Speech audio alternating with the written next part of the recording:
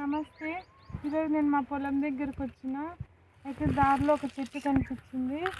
ఆ చెట్టు ఏమబ్బా అని దగ్గరికి వెళ్ళి చూస్తే గురువింద గింజలండి. చూడండి ఎంత బాగా వచ్చేసినాయో. గురువింద గింజలు ఇంట్లో పెట్టుకుంటే మంచిది అంటారు కదా దేవుడి గుడిలో.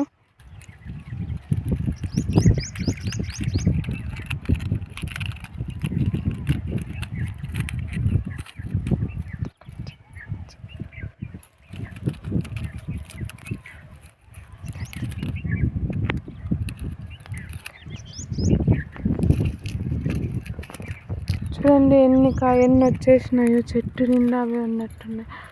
చూడండి